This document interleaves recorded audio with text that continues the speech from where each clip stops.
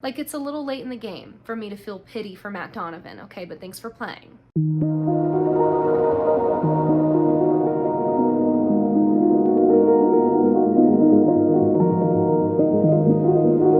Hey guys, it's Sarah. Welcome back to another video here on my channel. Hope you guys are doing well. We are hitting the midpoint. We're like this close to the midpoint of season 8 today. Crazy. Just wanted to say a quick thank you for all the support recently. You guys have been so sweet down below in the comments, and the channel, like I've said, each week is just growing, and it's so cool to watch it happen in real time. Oh, lighting change. It's a cloudy day today, so my sunlight's gonna go in and out. Apologies in advance. I have a couple videos planned for in between finishing the Vampire Diaries and starting the originals, just like maybe 2 or 3, but I worked on the script for one of them yesterday and I'm so excited about it. It's gonna be so funny. I hope you guys will enjoy it as much as I've enjoyed making the script because, man, it's been a treat. If you guys are enjoying this series so far, don't forget to subscribe if you haven't already, and without further ado, let's get into this week's gossip session.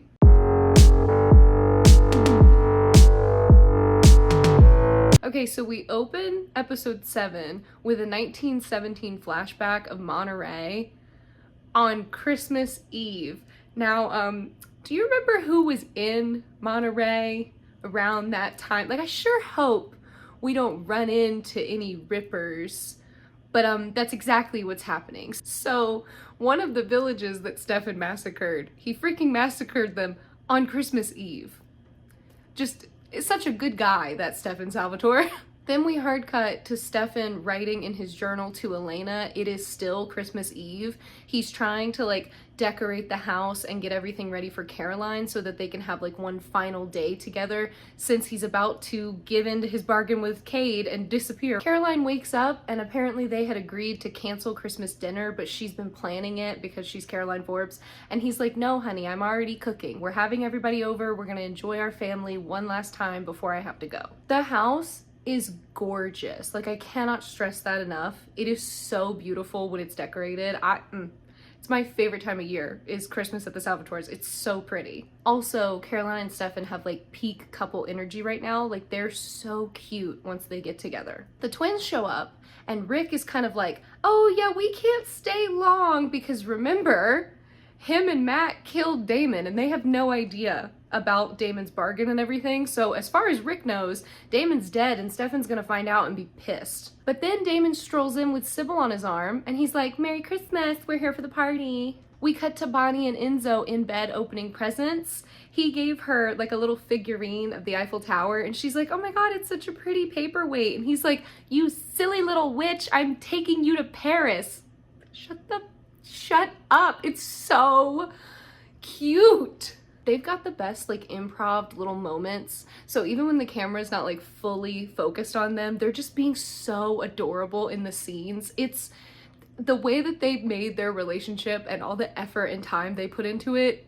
It's one of my Roman empires. Like, it's so good. Caroline calls and is actually so considerate by being like, Sybil's in my house. Enzo cannot come here. You guys cannot come. So then Enzo is like, Sybil probably didn't bring the tuning fork with her. It'd be a shame if someone was to find out where she's living and go steal the tuning fork. So Caroline is like, excellent idea, Enzo. Let me get her drunk and then I'll find out that information and you guys can go get it. Out in the living room, Stefan's being mean and Sybil tells him to put away his umbrella because she doesn't need his shade.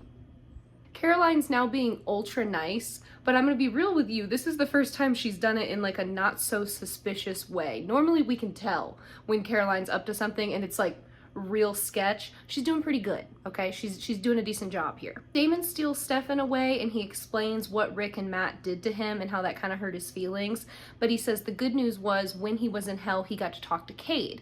Then he asks Stefan if Stefan wants to go see Cade, and Stefan's like, no, I actually just want to enjoy my final 24 hours with my fiance. And Damon's like, oh, turns out he wants to see you though. And so he stabs Stefan, killing him with like a wooden star for the top of the tree. So Stefan wakes up in like a weird version of the afterlife. It's kind of like a halfway house behind the veil. So he's in the Salvatore house, but he's not. Nobody can see him except for Cade. Cade shows up and wants to talk about their deal. Stefan uses like a Hail Mary moment to be like, can you just let me out of it? Because clearly I'm the wrong person for this. And Cade is like, no, actually you're perfect, and I will show you why. We cut to Sybil, pretty drunk at this point, like carving up the turkey for Caroline, and it is so gross because she's a cannibal, and I hate it. I'm a vegetarian. I think we've talked about that a couple times, but these scenes are like my nightmare. She spills the beans on where they live now. She's basically been like stealing houses from rich men. So Caroline runs off and quickly tells Bonnie and Enzo. They talk a little bit about how they wish Elena was there with them, because if Elena was there, Damon wouldn't be acting like this, and Caroline gets an idea. Caroline then finds Stefan's body, and she's obviously freaked out seeing him like that because he's like fully desiccated and stuff. Damon shows up and explains what he did and that Cade just wanted to talk to Stefan and he'll wake up in a little bit, it's not a big deal. He also gets the wooden star that has Stefan's blood on it and like messes with her with it, like puts it on her chest and stuff and makes her hold it. Like, he's just the worst right now. Rick's hiding the girls in their room, and it hit me for the first time that this room is the room they're in Legacies. And that meant so much to me because I forgot Stefan made the room for them, because it's like a double room. It's like huge. He knocked down a wall to make a bigger space. I can't. That's so cute. Also, Rick and Caroline have been having issues because the girls are like super attached to Celine and they keep asking for her, and they don't know how to express to them the danger that Celine put them in. Peter and Matt show up for dinner, and this is the iconic moment where Caroline looks at everybody and is like, well, Damon's alive, as you can see. Bonnie and Enzo are late, and Stefan's dead. Merry Christmas. I've got gifts. Cade has Stefan in like a weird memory world, and he's showing him the Monterey village from Christmas. He says nothing but pure evil could produce something like this. And Stefan is like, I don't know what you're talking about, man, because I was not here on Christmas. Like, even at my worst, I would not do that. Caroline passes out gifts and even had one for Sybil ready, and then she gives a little tiny box to Damon. She says that there's going to be a version of him in the future that asks for her forgiveness, and she says this gift is for that person. Damon is like, yeah, okay, whatever, and he just puts the gift away in his pocket and then says that he's there to kill somebody, and that's his Christmas present. Bonnie and Enzo break into the house where Sybil is staying with Damon, but Enzo can't get in because he's a vampire, so Bonnie gets inside and finds a family like having Christmas still in the house, and Celine is there. She's got the tuning fork and she's like, I'll give it to you, but first, Bonnie, give me your phone. Back at dinner, Damon is explaining his whole plan and how he just needs to pick the most evil person in the room. Right now, it's just him, Caroline, Sybil, Matt, and Peter, because everybody else is either late or dead. Damon teases Matt about the fact that he killed Penny, which is such a low blow, and Matt almost like vaults over the table, but Caroline stops him because she is desperately trying to keep the peace. Sybil turns the attention to Peter, and so they start pestering him for like reasons why he might be the choice. Celine calls Rick on Bonnie's phone and explains that she put like a psychic link between her and the twins, and she wants to remove it, but Rick will have to bring them to her for that to happen. Rick tells her to drop dead. So we then see Celine making a list of all the people she's killed in reverse chronological order. So like the last person on the list is Georgie. She's trying desperately to convince everybody that she's not evil and she's never been completely evil, and she's been trying to escape for like centuries. But girl, you are the one that resorted to cannibalism first, so I have a hard time believing anything you say. Enzo is like, where'd you pick up the little name habit?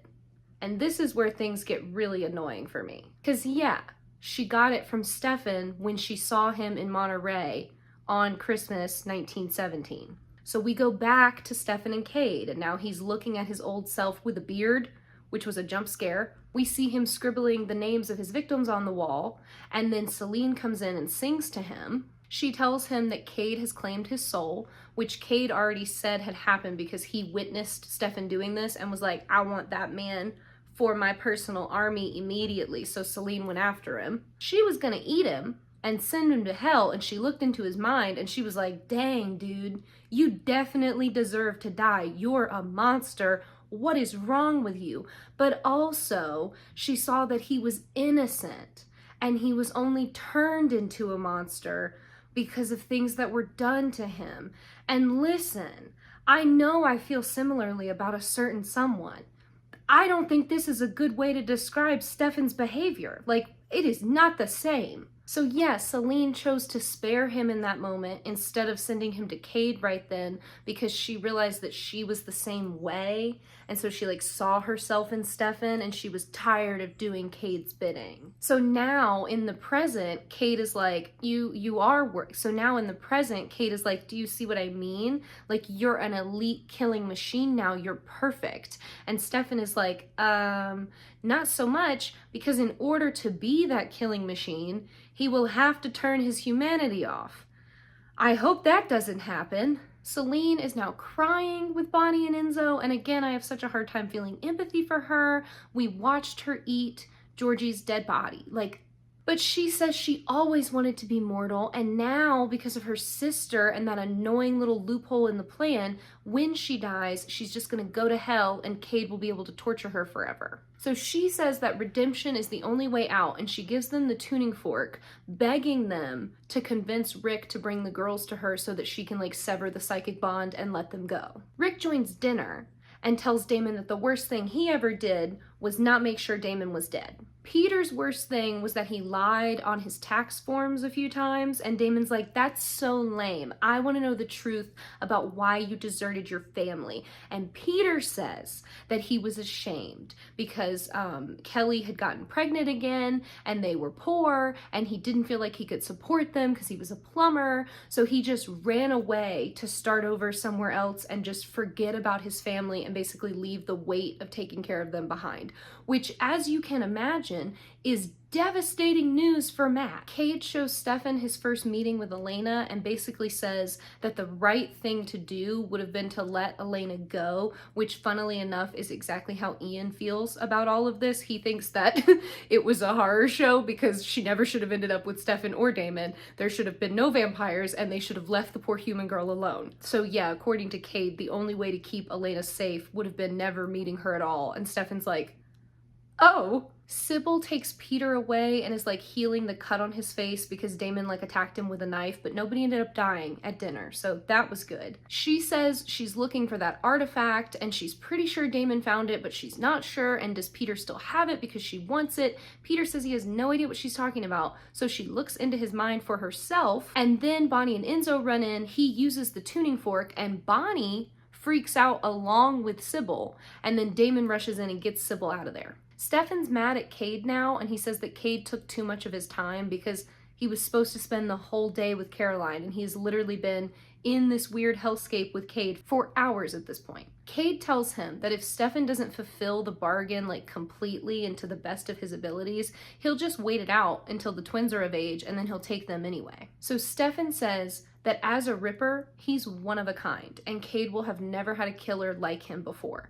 He says he'll agree to turn his humanity off for a short time, as long as at the end of it, Cade will let him and Damon go.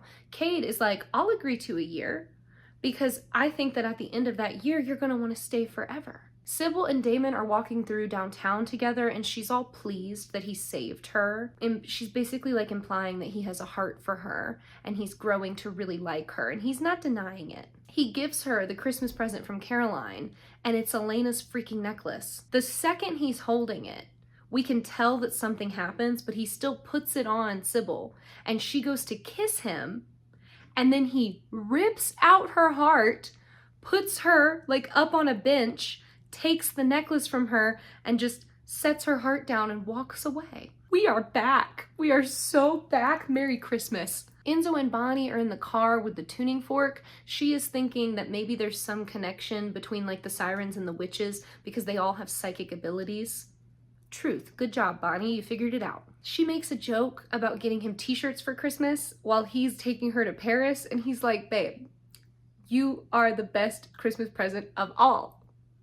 Help. Caroline is waiting beside Stefan when he finally wakes up. He's asking for Damon, but she says that everybody's gone. He grabs her and takes her downstairs so they can kiss under the mistletoe, and then he begs her to just not ask questions about what he had to agree to because they have 7 minutes left and he just wants to finally enjoy Christmas with her. Rick agrees to meet with Celine, but they do it at the Salvatore house. She does get to like have a final goodbye with the girls, and she basically tells them that they've got to do something together, like one final spell, and then they're gonna forget about her, but it's okay because they have so many people that love them. Matt drives Peter home, and it is like stupid awkward now between the two of them. Things were going so well. All of that's ruined. Damon drives up on Stefan walking his way out of town, and they get into the car together. Damon wants him to go ahead and flip his humanity switch to make things easier. As they drive out of town, Damon turns on the radio and Christmas music is playing. We watch Stefan flip his switch, and so he's got like his evil Ripper eyes and his evil Ripper smile,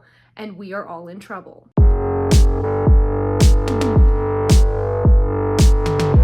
Okay, so now we're in nightmare mode because Stefan is a Ripper once again, and we know how this goes.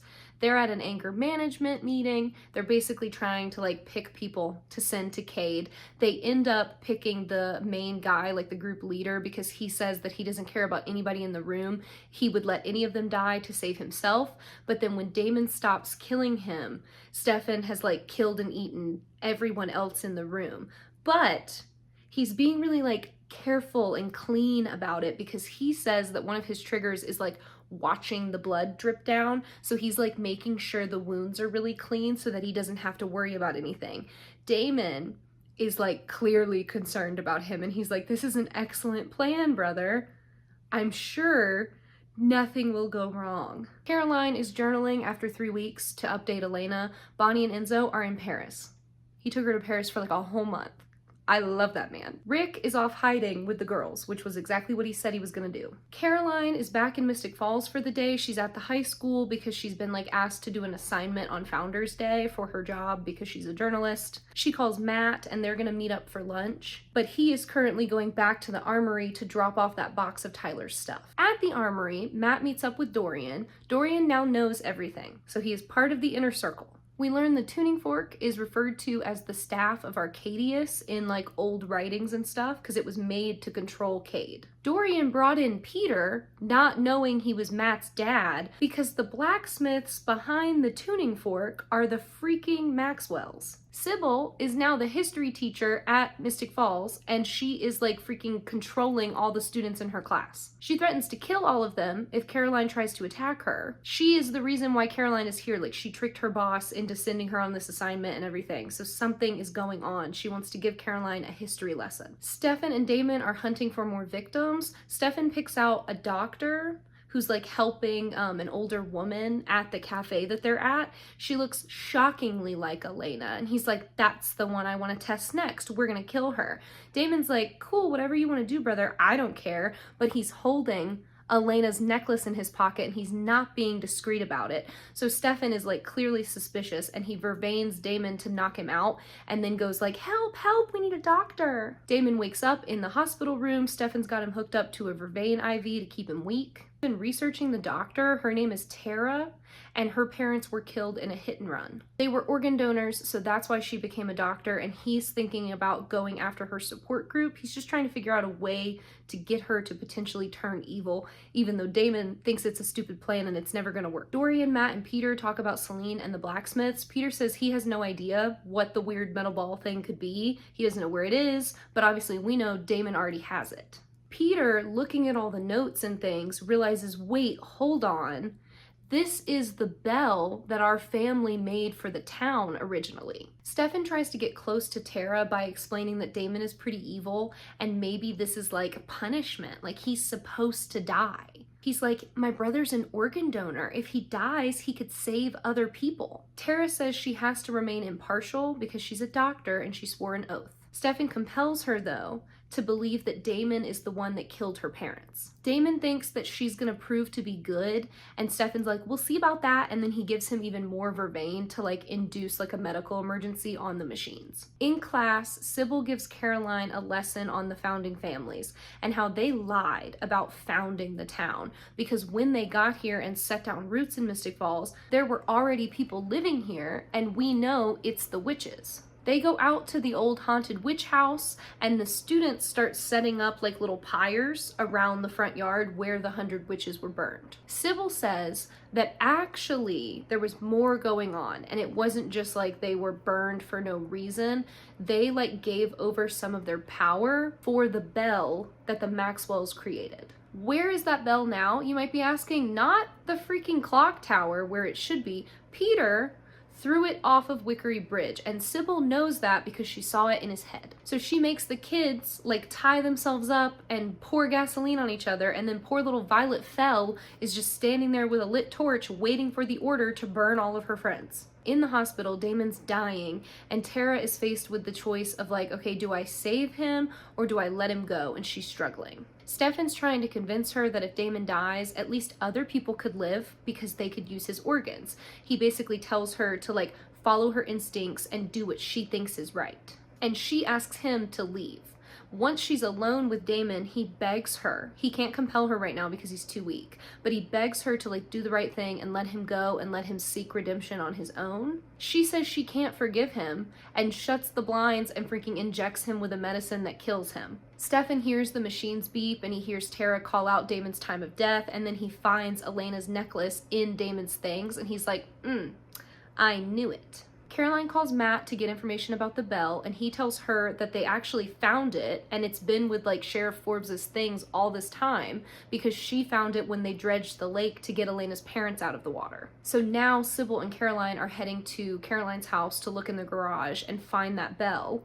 And Matt and Peter are going to the students to try to help them. Peter explains that he got rid of the bell because they always used to like display it on Founders Day during the parade, and it annoyed him that the founding families had basically like pushed the Maxwells out of the history and acted like they never existed, because they didn't exist until this season. Like, it's a little late in the game for me to feel pity for Matt Donovan, okay, but thanks for playing. Stefan stops Tara outside the hospital and says that basically the whole thing he was doing was a test to see where her morals lie, and she failed. And then Damon strolls up, and obviously he's alive, so she's terrified. Damon wants to give her a second chance, and Stefan calls BS and basically says like, I know you're thinking about Elena, I know she reminds you of Elena, we have to nip this in the butt right now. Dorian calls Matt to tell him that the tuning fork, the bell, and the striker, which is what that little metal ball is, all go together and make like one bell. Matt and Peter then frantically start untying the kids. Caroline and Sybil are in the garage going through Liz's things.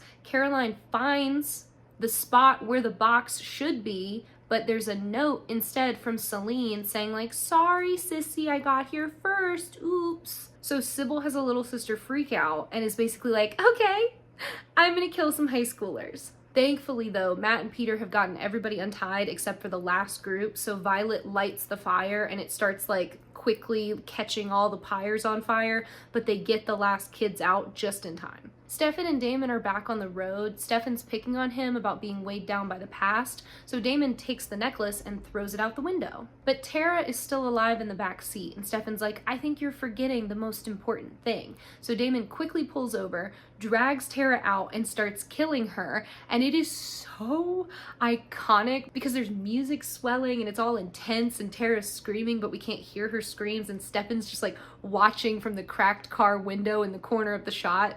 It's cinema. Matt and Peter are still fighting. Peter is trying to explain to Matt and like basically begging him to be like, don't you see that I feel guilty about this, and this is my biggest mistake ever, and now we've been giving a second chance, and I wish you would just let me enjoy being with you and we could be a family again finally. But Matt is pissed that he had a legacy in the town all along and Peter kept him from ever finding that out. Sybil is still throwing a tantrum in the garage. When Caroline goes to just kill her and be done with it, Sybil is like, oh, so I actually made a psychic link of my own between myself and your daughters, so if you try to hurt me, I'll just kill them. Damon circles back to find the necklace. He says he feels better when he holds it, but he doesn't really completely understand why. He opens up to like the trash collector dude that he's talking to on the side of the road about how Stefan is like seconds away from losing it and he's really concerned for him. Damon finds the necklace and then spares the guy because he was so nice to him and like talked Damon through his feelings. So something's up. He's being fishy. Stefan, meanwhile, is back at the hospital and he's like fixating on a really pretty nurse. We see him killing her in the hallway, and he's struggling with the whole like clean the wounds, keep from being a ripper. And then Damon comes to the hospital to pick him up and finds him in the middle of a massacre, having killed like an entire floor of staff and patients and everybody in the hospital. He's gone full and total black-eyed ripper. It is really bad.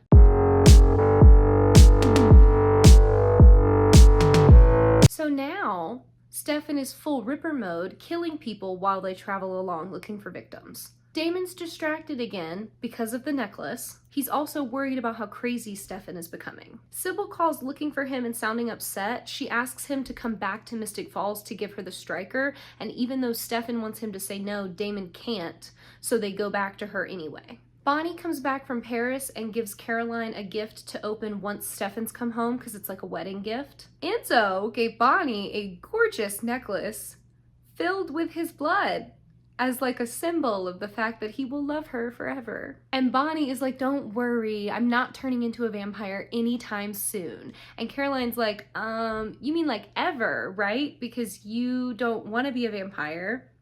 Which like, Miss Girl, her magic is gone, okay? Let her do what she needs to do. Let her cook. This is her choice to make. And if she wants to screw Elena over and become a vampire, I'm not gonna stop her. It's not gonna be me stopping her. Celine shows up while the two of them are out like catching up at the grill, and she basically wants to make a deal with them first to make the bell. She's planning to help kill Sybil because she thinks it will help her with her redemption arc. The girls leave though without agreeing to it, and they head to the Miss Mystic Falls pageant, which I don't know about you guys, but I've missed the events. We're bringing them back this season because we're getting to the end. Matt and Dorian are also trying to figure out the bell situation and like what it does, because it's clearly like a magical item, but nobody's figured out what it does yet. So now they're going after Celine to try and find it and steal it from her. Damon and Stefan show up at the pageant, and obviously Stefan's humanity is off, so Caroline's like not excited to see him. Sybil wears the same shade of blue that Elena wore in the like iconic pageant from the beginning where she first danced with Damon, and I hate her for it. Damon is like wandering around the house, dealing with these memories and like holding the necklace and trying to figure out what the heck is going on. Sybil is trying to like infiltrate his mind even more, and she can tell he's thinking about Elena, but she was supposed to have taken all those memories, so it shouldn't have an effect on him anymore, but it does. And he's able to like push her out of his mind for the first time and fight back and say no. So he doesn't give her the striker. Bonnie catches Sybil sirening the contestants, and Enzo shows up, and it's like, what are you doing here? Go away, you're in danger, you cannot be here right now. But he looks so good in his suit, and she's wearing a green dress. Her hair in this episode, God, they're just everything to me. She asks him if he started wanting her to like contemplate turning for him, and that's what the necklace meant. And man, he's trying so hard not to put pressure on her, even though like obviously he wants her to turn so that they can stay together forever. She reminds him though that Kai was super clear when he told her the terms of like the spell with her and Elena. So if she does any witchy woo or finds any weird magical loopholes, Elena's gonna die, Bonnie's gonna die, everything's gonna be over.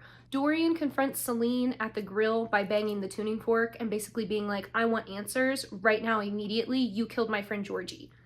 I guess Dorian and Georgie were really close. Remember, he was her emergency contact for some reason. So Damon tells Caroline about Sybil wanting the striker, and he has the necklace, and so he's like, I need to know why you gave this to me. What is it doing to me? Like, I don't understand why I'm so affected by this damn necklace. What's the point? Caroline wants him to just go ahead and give her the striker instead, but he's worried that if they kill Sybil before they fix the influence she has on him, he'll be stuck like this forever. This is when Caroline realizes how bad Sybil messed with him, and it's kind of our first inclination of like how dark and twisted things got, because we really haven't been like in Damon's point of view much, and he hasn't been talking about it because he's been with Sybil this whole time. But yeah, basically she infiltrated all his memories, which we knew, and she like switched herself out with Elena, but now because the necklace is back, he's being confronted by both sets. So it's like, is the Sybil stuff real or is the Elena stuff real? He doesn't know who to trust. So Caroline is like, that necklace represents the love that you and Elena have for each other, and being back here should really help you understand that and hold on to it. He teases her for only believing that love can defeat any kind of evil, because obviously she wants Stefan back, but he reminds her that Stefan is a guilt-free Ripper now, so he's not going to be coming back to Caroline anytime soon, if at all. But all she can see is Damon struggling, and him like expressing worry for Stefan is just proving her point that he wants to come back and help get Stefan back too. Violet Fell, by the way, has been a reoccurring student. The last episode or so she was in Sybil's class, now she's here in the pageant. She's been sirened to feed herself to Stefan. Sybil shows up to talk to him and basically say like, I want to know what's going on with Damon, why does he care about Elena again? Stefan kind of reiterates what Caroline said, which is basically like, now that he's back in this house, even seeing Sybil in the blue dress, like all these things are like triggering memories for him. So she really screwed herself by bringing him back on this day, because this is the day where Damon like really hooked into the idea of like a love story with Elena for him. So they make a plan to get Damon back to their side by reminding him what really happened that day. And he like turns back to Violet Fell all ominous. Matt is in Celine's house looking for the bell. The cops show up. He gets arrested for all of like 30 seconds, and then they realize he's the old sheriff and they let him go.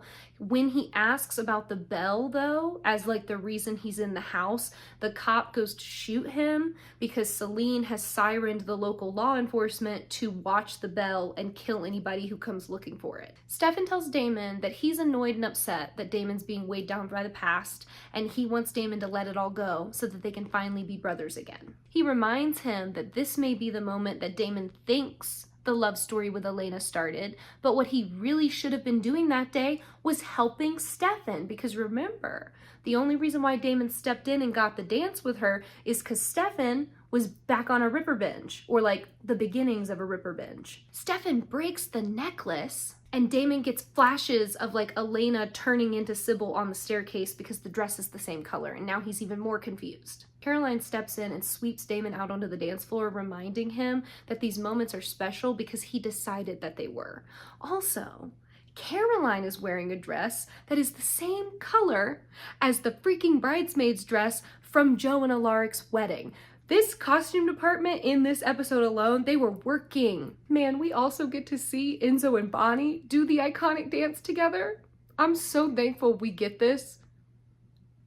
Thank God we have this moment to look back on in the future. She explains that the idea of turning freaks her out a little bit because she remembers how her friends struggled, and so she doesn't want to go through all of that, but also she doesn't hate the idea of being a vampire anymore because she met a vampire who she fell in love with, and he makes her feel alive. She says that if becoming a vampire meant just being with him for forever, and there were no other implications, of course she would turn for him. But that's not what it means, and they can't have that future, so she gives the necklace back to him, saying she can't wear it if that's why he wants her to have it. Stefan cuts in and takes Caroline away from Damon, so now Caroline and Stefan are dancing, and Sybil and Damon are dancing. She says that one day he's gonna thank her for sparing him the pain of all these memories because there's no world where Elena's ever gonna want him again. He says he just wants her to stop stealing his memories because he can't take it anymore. He's not afraid to face his humanity, even if it hurts. He just wants Sybil out of his head. But then he gives in, and he's like, okay, I know where the striker is. I'll take you to it. Just leave me alone. They're playing She Used to Be Mine from Waitress in the background of this scene. I feel like you need to know that. Dorian's still with Celine, keeping her occupied. He's confused, though, on why she would help them make a bell that freaking kills sirens. Like, why would she do that? She is clearly being suspicious, and she's like, you guys don't even know what it really does yet, do you? Bestie, I'd love for somebody to tell us. I'd love for the damn thing to get rung already. I can't wait any longer. He admits that he's working with Matt, and she's like, that's great, because his family's the only ones that can make it work. Bonnie and Enzo start evacuating the party, and Caroline goes after Damon and Sybil to get the striker first. The contestants stop her, though, because they were compelled by Stefan to stay behind. So Damon gets the striker, and he's gonna give it to Sybil, but then he like pulls it back, and he's like, I wanna know, like all the time you spent in my head, did you ever try to understand Elena? and get a grip on her capacity for forgiveness. He tells her that the more Sybil tries to push Elena out, the more he's starting to understand that Elena can never leave him.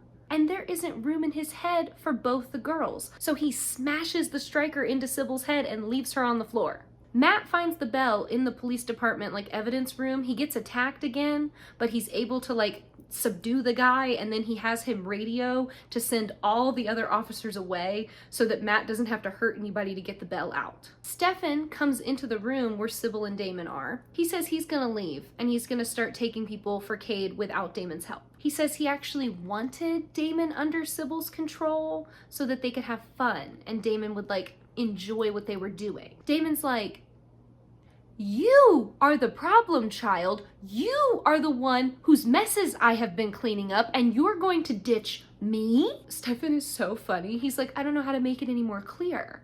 I'm not gonna let you continue to drag me down. I'm my best self right now, and I'm gonna do better work on my own. Goodbye, brother." Then he kills Damon and takes the striker and leaves.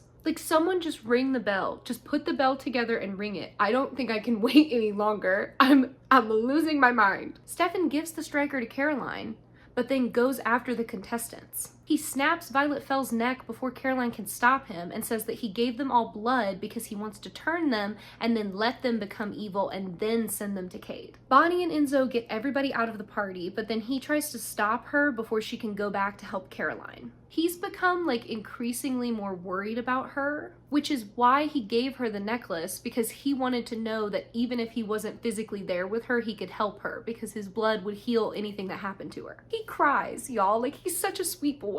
He swears that he's not trying to treat her like a weak human, but right now that's kind of what she is because she doesn't have her magic back, so she can't protect herself. And he knows how dangerous things are getting. She asks when he became such a sap, and he says, "Oh, well, I fell in love with a human who makes me feel alive." I can't with them. I simply can't do it. Caroline reminds Stefan that not all vampires are evil. He reminds her that since they're engaged, anybody he kills is blood on her hands too. So she stabs him in the heart, and he's like, "See, you're good at this killing thing," and then he desiccates right next to her, and she's crying while it happens because this is awful. This is getting so screwed up. Caroline saves the girls though, and so Violet Fell wakes up and she's in transition mode, but the rest of them are gonna be fine. Caroline explains everything to her and gives her the choice about turning or dying, and Violet is like, "I don't want to be a vampire, please just kill me." So instead of doing that, Caroline's like, "Are you really sure though? Because I became a vampire really young and it was fine. It doesn't have to be a death sentence. I can help you." So she convinces Violet to stay with her and turn into a vampire and be a student under Caroline, because Caroline's actually really good at teaching people how to be vampires, so we'll see how that goes. Matt secured the bell, but then Dorian and Celine show up. Dorian says they need to listen to her in order to understand how the bell works. I don't care what she says, just freaking ring it already. Caroline waits for Stefan to get up, and then once he's awake, she tells him that she doesn't care what he has to do to get out of the deal with Cade. She'll be next to him, she'll stay with him. If the blood's on her hands, the blood's on her hands. She doesn't care as long as she gets him back in the end. He laughs and he's like, "Girly Pop, I think there's been a mistake here. I'm never gonna wanna stop killing for Cade now, okay? I'm never coming back." So she gives him back the ring and tells him that one day he's gonna wake up and realize that he doesn't remember what happiness is. And on that day, he can come looking for her. But until then, he needs to leave her alone. She leaves, and he leaves too, but he takes the ring with him. Bonnie tells Enzo she was wrong to give the necklace back to him, and she lets him put it back on her, saying that she's happy to wear it because it's a reminder of the fact that she knows how it feels to want to be with somebody forever. He tells her that he understands her decision, and even if their forever is only 60 to 70 years, it's enough for him, and he's the luckiest man in the world to be with her. He's really worried and upset and sad though about the idea of navigating life after she's gone, because remember, she is the reason why he got through all those years of torment. So he's like, "I don't know who I'm gonna be when you die, but we'll figure it out when we get there." And she says, "What if we don't have to? What if you take the cure with me? Damon chains Sybil up in the Salvatore basement, and he's basically like, I'm here to give you some good old-fashioned payback. I will now be the one infiltrating your mind and screwing with you. He's back to using his evil powers for good. Like, this is the Damon I know and love. I have missed him.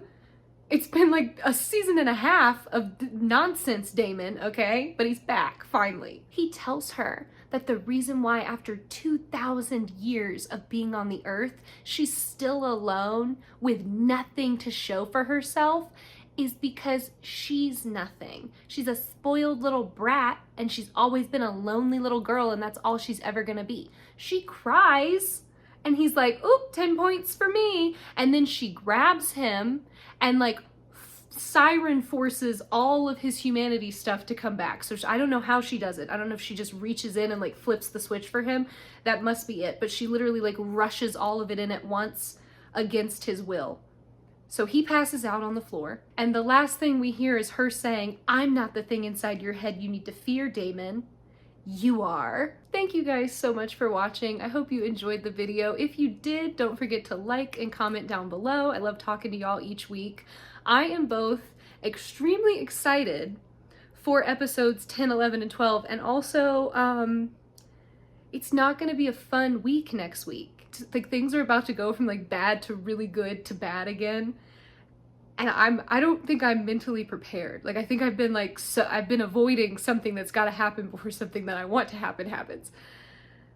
There's just so much going on in season 8, but we're gonna get through it together. As always, thank you guys so much for watching. Don't forget to subscribe if you haven't already, and I will see you so soon. Have a good one. Bye.